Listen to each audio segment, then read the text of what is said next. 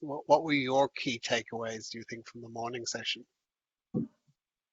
Well, yes, I think lively is a really good word, actually. I've been considering we've been online now for 18 months, not all on the forum, but we've become accustomed to these online events, and often we join them and we dip in and out, and the energy comes and goes. But I would say that this has been a very lively occasion with some great participation from a real variety of speakers and lots of great questions, which has really kept the questions coming, kept the discussion flowing, and I think that's been very exciting.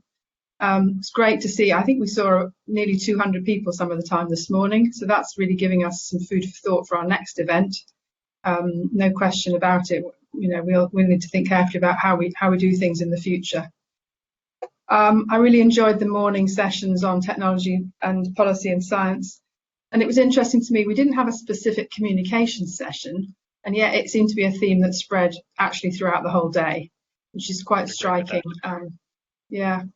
And I mean, if I think about local communications, which we were just talking about, I was speaking to a colleague yesterday in New Zealand, someone else who had to stay up late, and she was giving some great examples of really close engagement and talking to communities first before even building the communication strategy, finding out what messages they needed, what would be the best way to talk with them. Did they want science? Did they want measurements? Did they want humour? There's some really great examples out there, and I think we can learn from each other. I love the phrase, I'm going to take it away, definitely, the one about the technology is evolving, but it's enabling a revolution in service. I think that's a really key thing for us, particularly us as operators, to remember. We get very excited about the technology. What we need to remember is that this is an evolution. It's building on 4G and 3G, but it's enabling a revolution in service. And I think that's been really important. It's very clear from what we've heard that the new guidelines from ICNIRP have built-in protection against all the known effects and accommodate millimetre waves and 5G with no questions about it. Great to hear some thoughts about what's coming ahead in 2022 and the meetings from the ITU being open and their publication. There's been a lot of publications talked about today, actually, Jack. We've got the GSMA booklets, 5G. Have you got some booklets there? Oh, look at that. Real paper copies. So there's lots of booklets to be shared, and there's the Implementing 5G for Good. There's the Polish white paper.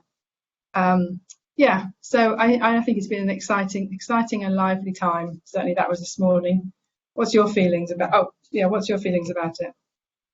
I'd absolutely agree with that summary, Sarah. It was very clear that the standards are in place, and because from a radio point of view, 5G is an evolution from 4G and their earlier technologies, then the safety research from the earlier technologies transfers on and is the underpinning for the safety standards.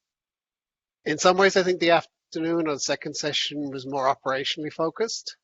So it really, from the outset, we saw very clearly that methods exist in the international standards to assess space stations, that those methods have been refined and made more formal, I think, in the context of 5G and smart antenna deployments.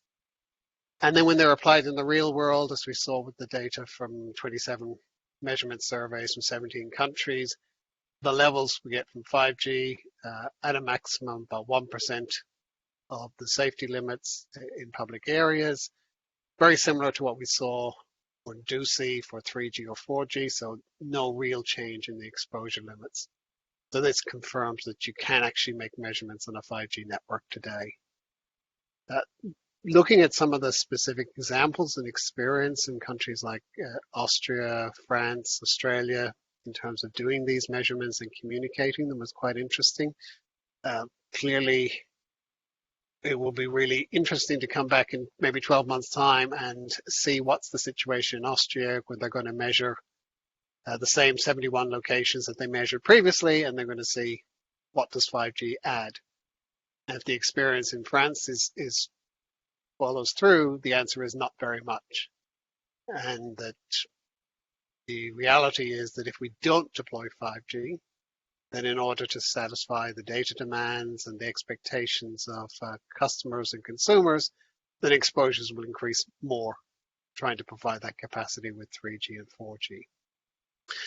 I thought it was interesting, the last panel, looking at communication again, as you said, a theme that has run through, I think, everything today, and how measurements can be used as a tool. But I think it was really important. There was a comment made that the measurements are part, but not all of the process. And I thought that was my takeaway from that discussion. We don't focus exclusively on what the numbers are, but how then we translate those numbers into what the customer and the public can understand. Well, more than that, what the relevant audience can understand, whether it's a national authority, a local authority, or a member of the public. So all very, very interesting and insightful comments, I think.